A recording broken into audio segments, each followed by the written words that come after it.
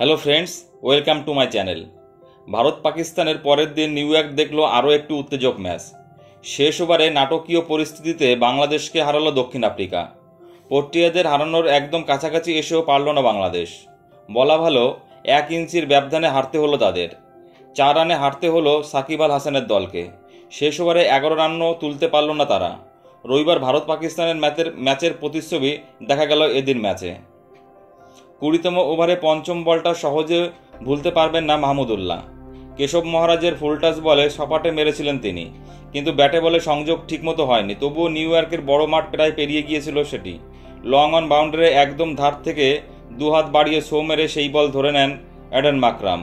সেখানেই শেষ হয়ে যায় বাংলাদেশের জয়ের স্বপ্ন। বাউন্ডারির দড়ি থেকে 1 ইঞ্চি দূরে ছিল মাকরামের পা। রবিবার ভারত পাকিস্তানের ম্যাচ যে পিচে খেলা হয়েছে, সেই একই পিচে 24 ঘন্টা কম সময় খেলতে নেমেছিল দক্ষিণ আফ্রিকা এবং বাংলাদেশ। রাতারাতি পিচের চরিত্র বদলে যাবে না এমন ধারণা করাও ছিল না, হলোও তাই। ভারতকে টসে হেরে আগে ব্যাট করতে হয়েছিল। এদিন দক্ষিণ আফ্রিকা টসে জিতে ব্যাটিং নিয়ে বিপর্যয়ের মুখে পড়ল। ভালো বল করল তানজিন হাসান। দক্ষিণ আফ্রিকার ব্যাটিং বিভাগের একাই ধসিয়ে দিল তিনি। প্রথম ওভারেই ফেরালো রিজান হেনরিক্সকে। তৃতীয় ওভারে ফিরলেন কুইন্টন ডি কক। একে একে ফিরে গেলেন এডেন মাকরাম এবং ক্রিস্টিয়ান স্ট্রবো। রবিবার ভারতের হয়ে হাল ধরেছিল ঋষভ পান্ত এবং অক্ষয় প্যাটেল। এদিন দক্ষিণ আফ্রিকার ত্রাতা হলেন হেনরিক ক্লাসন ও ডেভিড মিলার। চাপের মুখে মাথা ঠান্ডা রেখে ব্যাট করলেন। আইপিএল ঝোড়ো ব্যাট করা ক্লাসনও অদ্ভুত রকমের শান্ত ব্যাটিং করলেন। ঝুঁকি নিতে দেখাই গেল না তাকে। উল্টো দিকে থাকা মিলারও তাই। চাপের মুখে জুটি বেঁধে ধস সামলালেন তারা। তাসকিন আহমেদের বলে ক্লাসন ফিরলেন 18তম ওভারে।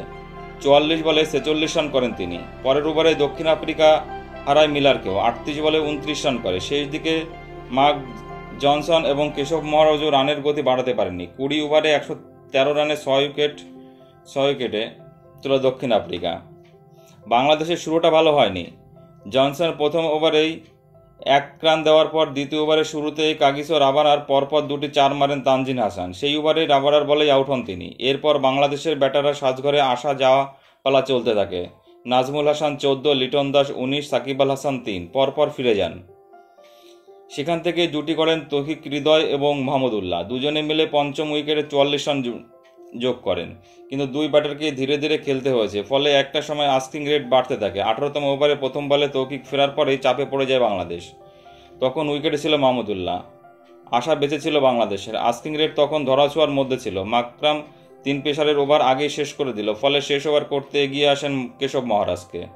এই পরিস্থিতিতে স্পিনার বোলিং খেলা তুলনায় সহজ। মাত্র 11 রান দরকার ছিল জেতার জন্য, কিন্তু মাহমুদুল্লাহ সেভাবে ব্যাট করার সুযোগই পেল না। শেষ ওভারের দ্বিতীয় বলে 1 রান নেন। তারপর পঞ্চম বলে আউট। আর 2টি বল খেলার সুযোগ পেলে হয়তো ম্যাচ শেষ করে আসতে পারতেন, তার হলো না। বন্ধুরা, এই ম্যাচটা তোমাদের কেমন লাগলো প্লিজ কমেন্টস করে জানাবে।